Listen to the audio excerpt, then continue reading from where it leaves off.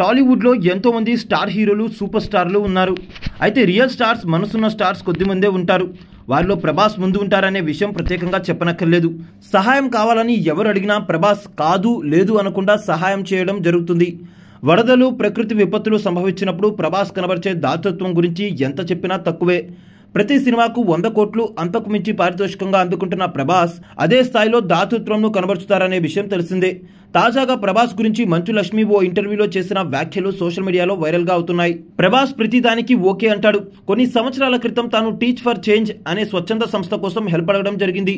అప్పుడు వెంటనే ఎంత డబ్బు కావాలని అడిగాడు. ప్రభాస్ మాటలకు షాక్ అయ్యానని, తనకు డబ్బు అక్కర్లేదని మీ సోషల్ మీడియా ప్లాట్ఫామ్ ద్వారా సంస్థ గురించి ఒక పోస్టు పెట్టమని అడిగాను అంది. నాన్నగారికి ప్రభాస్ చాలా క్లోజ్. ఇద్దరు రెగ్యులర్గా మాట్లాడుకోవడం జరుగుతుంది.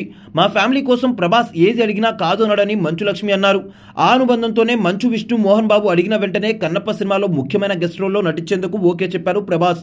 పాన్ ఇండియా సూపర్ స్టార్ గా వరుస సినిమాలు చేస్తూ బిజీగా ఉన్న మంచు విష్ణు కన్నప్ప సినిమాలో చిన్న గెస్ట్ రోల్ చేసేందుకు ఓకే చెప్పాడంటే మంచు ఫ్యామిలీతో ఆయనకున్న అనుబంధం ఏ పార్టీతో అర్థం చేసుకోవచ్చు.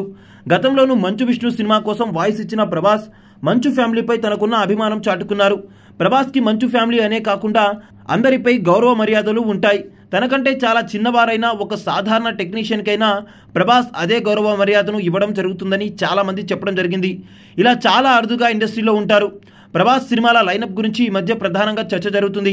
ఇటీవలే సలార్, కల్కి 2898 AD సినిమాలతో ప్రేక్షకుల ముందుకు వచ్చిన ప్రభాస్ ప్రస్తుతం మారుతి దర్శకత్వంలో రాజాసాబ్, సీతారామం ఫేమ్ హను రాఘపుడి దర్శకత్వంలో ఫౌజీ సినిమాను చేస్తున్న విషయం తెలిసిందే. ఈ 2 సినిమాలు కాకుండా ఇప్పటికే స్పిరిట్, సలార్ 2, కల్కి 2 సినిమాలు లైన్లో ఉన్నాయి. కొత్తగా లోకేష్ కనగరాజ్తో పాటు ప్రశాంత్ వర్మ దర్శకత్వంలోనూ సినిమాలు చేసేందుకు కమిట్ అయ్యాడనే వార్తలు వస్తున్నాయి.